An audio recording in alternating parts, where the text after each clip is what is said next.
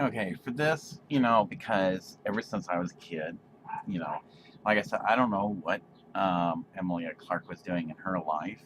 It would have been kind of fun, I think, um, you know, if our worlds ever did cross. I think she would have been one that probably, I'm just guessing, she'd probably find me funny, kind of a slapstick. I think Emily and I would have became the best of friends. But unfortunately, my life was not like that of hers. Doesn't mean I wasn't brought up proper. It's just my life had so many hardships. I don't go seeking after people's money or anything. I've always had to work hard for everything I want in my life. And so, in my opinion, I actually will be working the hardest to get where I'm at compared to any other movie star, because until they've actually walked in my shoes where you're starting with nothing. I mean, zilch.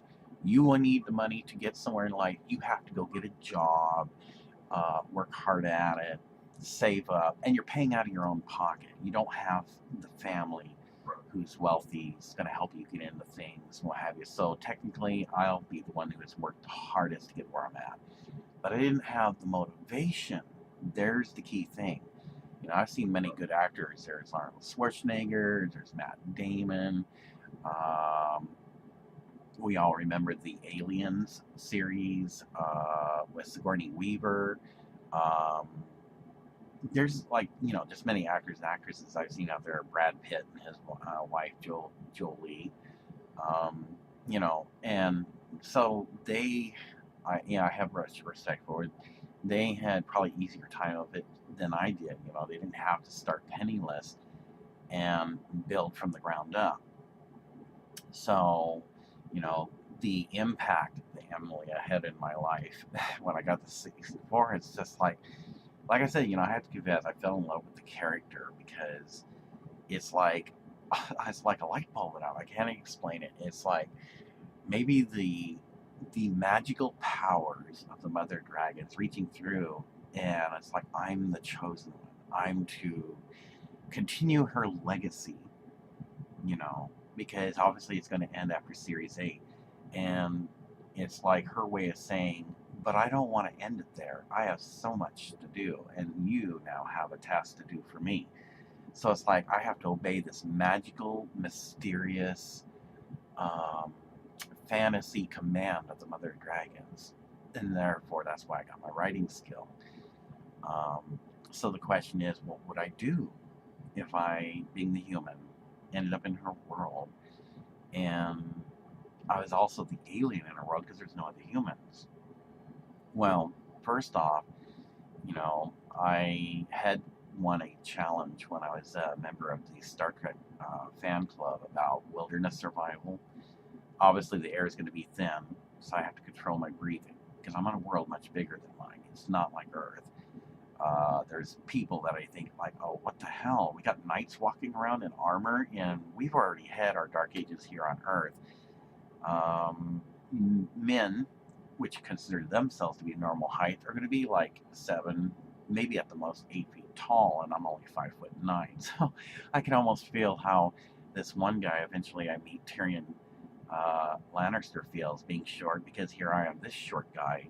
Tyrion probably takes a little more delight in it because it's like, well, finally, nobody, too many people are going to look at him as being, as he says, the bastard because he's short. Because now, well, using a funny saying, that's okay, Tyrion, don't feel bad. You can be the bastard and I'll be the son of a bitch.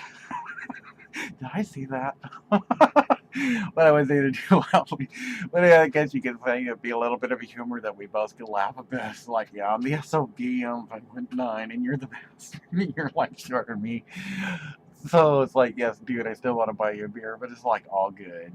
See, I do have a sense of humor, and that's why I think Amalia would find me funny, and we would probably get along quite well. I am a fun guy to be around. You just gotta get to know me in person.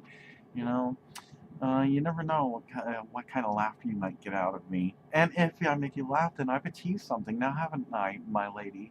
So, anyway, so I guess the first thing is that if I ended up in her world, I have to think about survival. You know, uh, first of all, food and water. Now, I don't know if your food's poisonous or not. It's like, it would really greatly disturb me that there's no other humans in here. People look like humans, but they're like so big. The women, the shortest they get in her world is about 6 foot tall. So it's like, wow, okay, women here are tall. Okay, this is cool. But they're not human. I mean, they look like me, but they're not. Their blood, not that you ever get to see it, but it's certain things that you could tell by a person's skin color. Not here like on Earth so much because everybody has the same color blood, but where Earth is, humans have like the blood type that has like copper based in the blood. Because they say if you always cut yourself, some people will suck on their finger if they cut their finger, and you taste the copper taste in it, right? Well, in Daenerys Stormborn's world, they don't have copper-based blood. It's iron-based. So they're either going to be, I would imagine, lighter color, with the exception of Missandei's or Handmaiden. Um, they're going to have lighter colored skin, and here I am, this strange human. I'm the pink skinned human. So again, there it's for Daenerys Stormborn, it's like I'm this strange person. Okay, I look like her, but my skin's thinner. My skin's more pinkish like color, not pink, but like what a human normally would look like. And they're a little more of a lighter color. Um, I speak differently than her. And again, this is for any viewer that's out there. It's to teach people like me going to London, for example. The last thing you'd want to do is try to stereotype people. You might offend somebody, and you might not come out of it alive. So, going to London, for example, I had to show proper mannerisms. Well, for this human going into her world, though he does speak boldly, and you won't learn about this until the motion picture, because he's thinking by speaking boldly of keeping him alive, but if it wasn't for the fact that he was the only human, it could also be his undoing. Well, um, so it's like, how would I present myself? Well, I would probably first try to do what I think is appropriate. I'd try to communicate with her, because while the viewers through series 1 through 8 hear them speak in English to a human now using what I call the new skill of acting called realism, I wouldn't hear that. If I heard her talking to Tyrion or Handmaiden, it'll sound like English, but I only get bits and pieces of it because it's still going to sound foreign to me.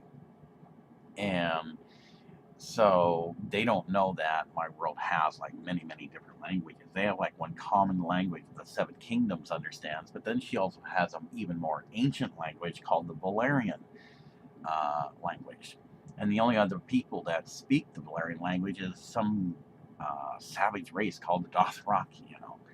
So, but she's going to try to use the easiest language, what I imagine would be the Seven Kingdoms speaks, to try to communicate me, this alien, now because I am the alien. It's like when I go to London, I can't say, oh yeah, I'm an American, blah, blah, blah. No, that's not how it works, because this will be my first time that I become the foreigner. See, same analogy there. So, because I'm going to be outside of my shell here in the United States where other people are foreigners, no, now I become the foreigner.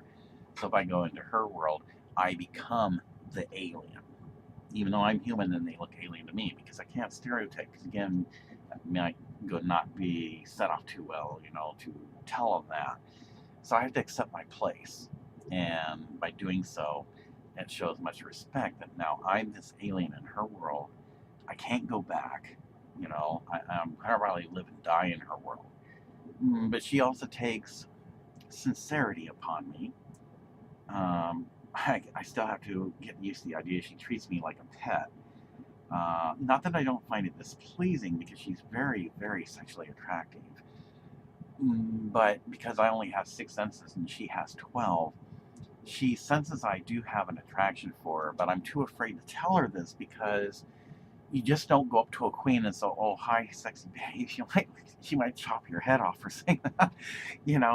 It's just certain etiquettes you don't do. So she knows I'm afraid to express my feelings as time goes by, because she's this, in my eyes, a powerful queen. But at the same time, she has an attraction as well, and it's not that she's afraid, but more like she would be concerned that if she's not wanting to come on to me suddenly strong too, to experiment with me in, well, fun ways, because she doesn't want to scare me off. So she wants to take it slow and gentle with me, and so that we each get used to each other, being around each other, and she's going to try to groom me, because I can't go back. She knows this. She senses that I'm here, and I'm going to die a lonely person. But she doesn't want any other woman to have me either. I'm like her greatest treasure. I'm more valuable than any gold, silver, or copper she has, because there's no other man in her world like me. I do and say strange things different than the men of her world. I can pleasure her more than any man she's ever known. well, eventually she'll find this out, and she likes the experiences I put her through, and it's like she wants to know more and more, and eventually, well, I don't want to do any spoilers here, but it leads to certain things, and she's not displeased. There's certain things that I can do that no man of her world can do, because I am quite the unusual person. I have skills that she's never ever experienced, and for her, it's such the erotica that it's like, now I'm that drug or what have you. She just got to have me more often, and it's like, for me now, of course, Targaryen sweat. Okay, when we're doing the love making, and you'll learn about this in the motion picture. There's a certain element in the sweat that causes me to be intoxified and causes me to get dizzy, so she has to also be careful during the love making so I don't die from the sex, because there's something in the sweat that, unlike human sweat, that soaks through my skin, and so she tries to take it easy and careful with me. So anyway, I would survive the best I could, try to present myself professionally, maybe try to tell her, about myself, and start off as a friend, and eventually the friendship will build from there to a relationship, because again, it'll be about the love of two dragons, which is symbolic: me, the male dragon, and her, the female, stronger dragon. And so that's basically what I would do.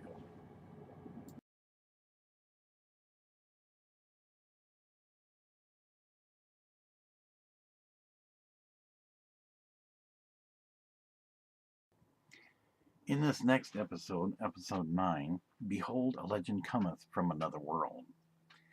In the first chapter, there is dragon troubles, and she is given the choice of trying to rectify this of the third dragon that she had once rode, or be dethroned from the Pyramid Palace in Marine.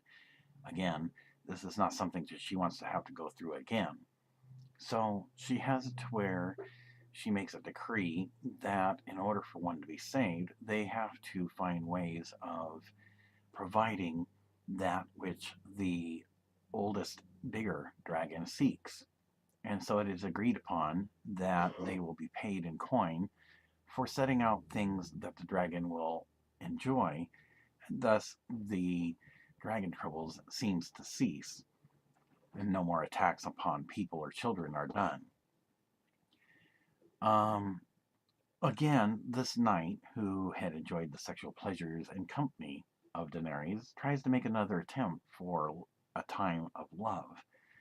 Again, she tells him that she has no time for love, or any pleasures for that matter, and once again, he reluctantly accepts her decision and asks when, and she pretty much seems to start to get a little bit annoyed because he is persistent. She once again tells him that there are many women that he can take because many men seem to want her, but it is her choice. She chooses, not him.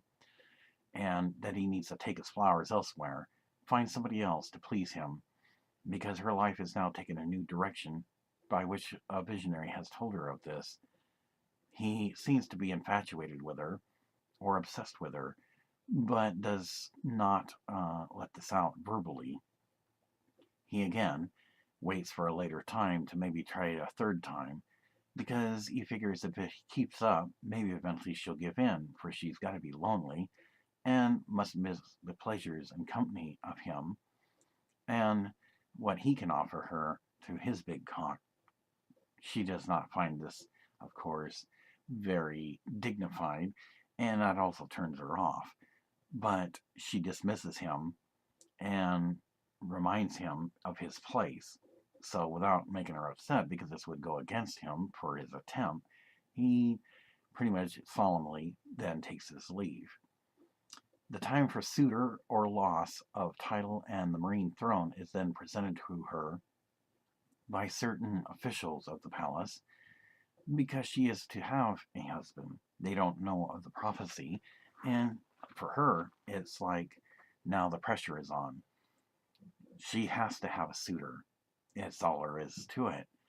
So will she marry?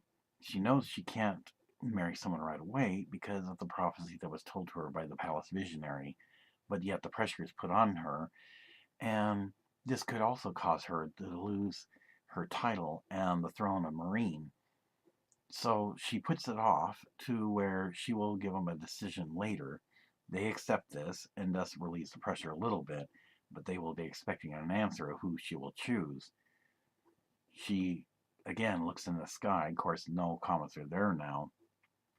And she thinks long and hard, what is she to do? When is the stranger supposed to appear? I mean, if she is to conquer the Iron Throne of Swords, and this time keep it, because it'll be a stranger from another world, not known of any kingdoms in her world, when will he appear? Because if she is forced into a where she has to, even though it'd be her choice to choose a suitor, this could also be bad symbolism, because that means either the palace visionary lied, or things aren't coming to pass as they should. This causes her to be somewhat have a like an anxiety, not sure what to do at this point. So she has meditation as she looks out over the balcony throughout the lands of Marine, trying to figure out what is she to do, because she'll only have a certain amount of time to put this off, and she may only be able to do it like another 2 times, and then she'll have to make a decision, even if it's not in favor of the prophecy that the visionary gave her, if he wasn't using lies, trickery, and deception, which she believes, or she wants to believe, and tries to continue to believe that this was not the intention of the palace visionary. In the meantime, the slavers bravely conquered that which was lost, since they have a new leader who was never killed, who is about 8 feet tall, wearing the golden, like, horned mask. They conquered that which was lost by having liquefied or taken up all the slaves for those few cities that are at least to one part of the kingdom that surrounds Marine. But again, they don't take all the cities. And thus ends the episode 9, Behold, a Legend Cometh from Another World. In another part of this, there's another part of the story that isn't told. The one who has had interest in her approaches her again and apologizes to her and assures her this is not a persistence, but wishes to find out as to what has made her make the decision that she did regarding this prophecy. And he waits for her response, but then adds also that he has fond memories of the times that they shared, and that he feels that without her, there would be an emptiness in her heart. She listens intently, and not so much to have too much emotion showing. She assures him that she too will cherish times they've had together. But, as she had told him before she left the palace, at the time when she tried to make the go of it, and though she had been at King's Landing possibly what would be considered like a month in their world, and then at the time holding the throne for 3 days, that her life took a direction even at that time, and he was to hold the place here in Marine for somebody who would be appropriate to hold the throne. He seems to understand this and agrees and confirms what she tells him, and then tells her that he is sorry that things did take a turn for the worst. She accepts his respectfulness and lets him know that unfortunately things that were done had not been foreseen, because she thought she had everything planned to where there would be no uprising. But because of a discovery because she does not like sorcerers. The enemy had revealed something about the one she was to marry, because he was risen from the dead by a sorceress, though she cannot change what has been done. And if there be a child, of course, there would be an alternate scene, just so everybody knows that the child would be with him now, and that had she known the truth, she would have not have made such a commitment at that time. But because of the facts, that has been dissolved and is no longer um, a matter that she wishes to discuss anymore, because she's moving ahead.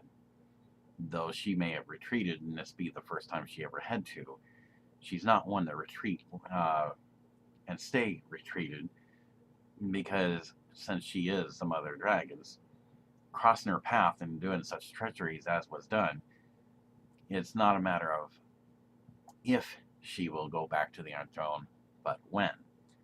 And when she returns, those who did dare challenge her and force her off, they will meet their own undoing once and for all.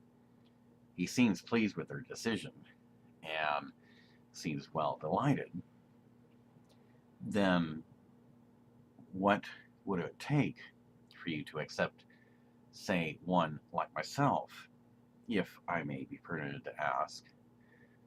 Because I know I don't hold no land or titles, and I'm just a mere knight. But what if it was possible to accept one like myself? What would you require? She kind of smiles a bit because she sees where this is going. She assures him, "You are persistent, and if it wasn't for the fact that you and I had shared each other's company, I would probably have your head right about now. But I'm going to let this one slide." She assures him, if it were possible, you would have to at least hold the title of a duke, and that's even at the minimum, for that's even lower than that of a prince. He seems to understand this, but she also lets him know, "I don't see where you're going to get that title." He kind of seems embarrassed a bit. This also makes her delight in this. "Well, would you at least consider, possibly, if there were no other suitors, the love that I have for you?" She doesn't say anything with a smile. She just more or less says, with a nod of agreement. Of course, he knows that it probably might be smart not to push the issue, especially with Grey Worm standing nearby. So he humbly bows before her and takes his leave. In the meantime, we now have a situation where an idea came into mind. The idea for the ones that wear the masks, because they know that if they want to have all of that which was lost, they're going to have to form an alliance, as much as they hate to, because it usually goes beyond them to do so.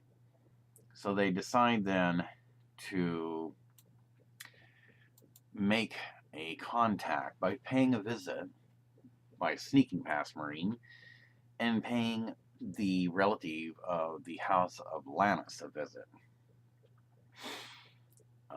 The new king of Lanis House welcomes them, and is also requested of the uncle to the deceased nephew who took Winterfell back, of the Bolton House, and the one of the three towers. The one of the three towers is skeptical about this one, and that almost caused an offense.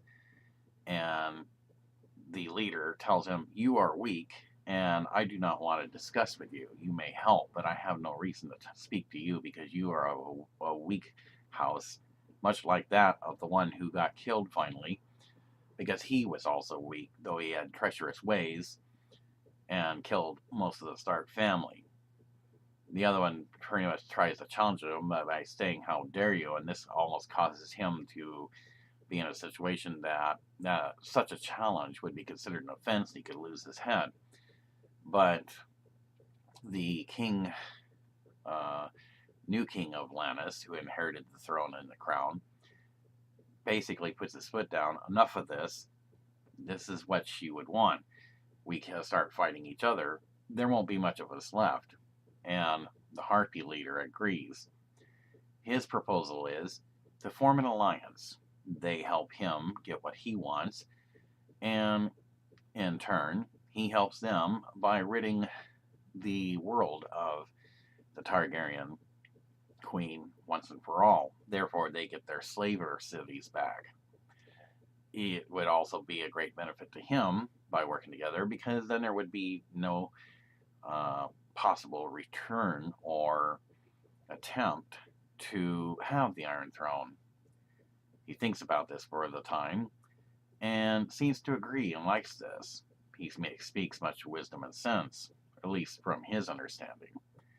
So once this is agreed, they then go about their separate ways, and it gives them much to think about. It would be the greatest allyship that they did once again, this time with the Harpies. And the plan is to invade Essos so that they can battle with her for one last time on her ground.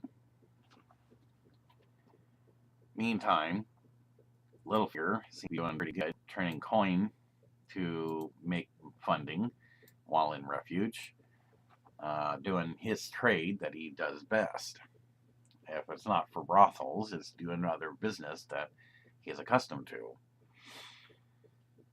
Bren sees a vision of the past, and this one will kind of haunt him because there's something that he doesn't seem to understand.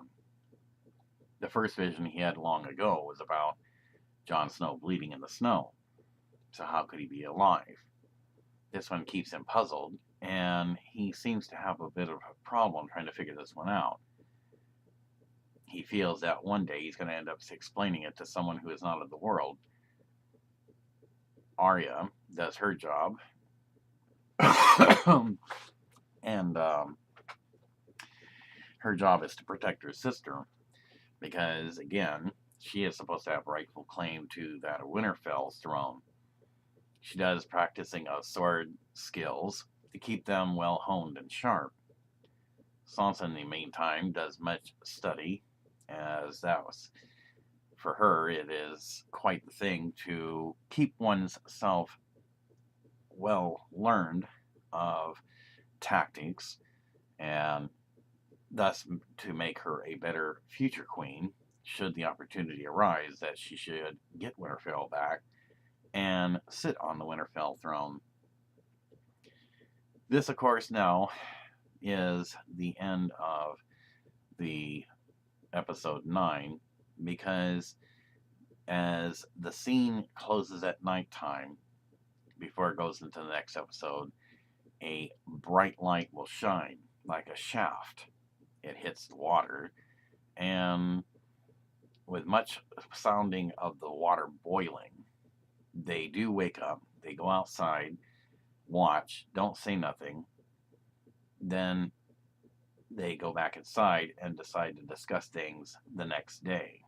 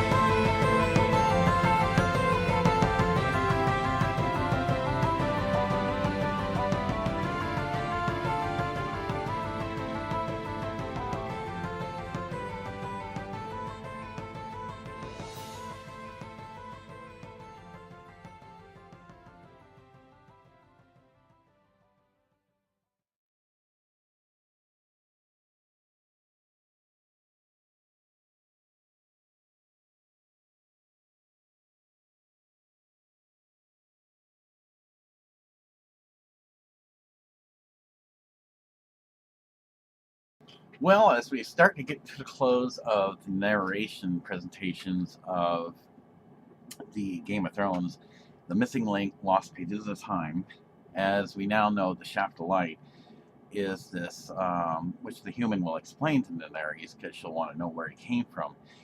It's like one way in, no way back. That in itself, the statement is a symbolic statement because he also will use an actual piece of history to make it more realistic. Again, this is my skill that I want to introduce back by an MA degree called realism, where he says at the time before he becomes unconscious, isn't this what happened to the famous Amelia Earhart?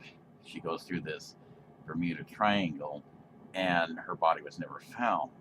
Well, if you can imagine, much like the Hollywood movie series that followed the pilot movie called Stargate, which then became Stargate SG-1, the shaft of light is an opening, and it travels him from the planet Earth to this much larger world where Daenerys Stormborn is at. So it's like a vortex or opening. And once he arrives in her world, this is where the question comes for all fans of Game of Thrones. What if a human becomes the alien? Because you got to remember, though, there's other worlds out there in real life today. Who's to say that there isn't people that look just like us? Just because people will look like us doesn't mean that everybody in the universe are human. No, they can look like us, but they not be us. And if there was only one human, no others, that landed in the continent of Essos at Slaver's Bay, washing up ashore, what would the mother of dragons think of that? Seriously, it would be, well, it would be quite the mystery. She'd be so delighted. Like this weird looking person, shorter, frail, looked like them, but is not them, not of any known kingdom, and has strange clothing. To her, it'd be like finding a new pet, and she's not going to want to harm this one. She's definitely curious about this one in many, many ways, but you won't learn about this until the motion picture. In the meantime, my skill, I also give credit to Emilia Clarke, because it wasn't just the writing skill that I developed. I too have developed costumes, dresses that Daenerys Stormborn would be wearing. Of course, there is one that's very erotic, and unfortunately for the poor human, he gets in trouble for it because, well, nipple covers with tassels would probably be like one thing she's going to get after him for, but that's not until the fourth one. Because again, you got to remember, men, humans, okay, they have their strange ideas as to what would be considered sensual and sexy. But is that something appropriate you would do in her world? Oh, she might wear it, but she will probably also make it a punishment for him, not exactly a pleasure. Well, it would be pleasurable for her, but it's what she puts him through as a result of his thinking that she was supposed to wear this, until he convinces her that it was not meant for her to wear it in front of everybody. So she takes her pleasure in certain punishments of him, this human, not to hurt him, but to greatly make him think twice before doing it again. So it's going to have some very titillating and erotic moments, but that's things to look forward to. In the meantime, yes, I will be designing costumes and certain stage props. And so these are things to look forward to as we now get to the close of the gap between the last series, 8 of the original Game of Thrones series, and the quadrilogy, which starts with the motion picture, A New Revelation, about this human. So just something to wet the taste buds, so to speak, of all fans of the Game of Thrones. Because again, now fans want to see a love affair between two dragons. a female dragon who is the stronger, Daenerys Stormborn Targaryen of the House Targaryen, and this strange one, the mystery character who comes from the dark blue star and shines brightly in the Valyrian night sky, from the legends of old, of a world called Earth, smaller than hers, and is eventually, when she awakens his spirit, called Dragonsphere.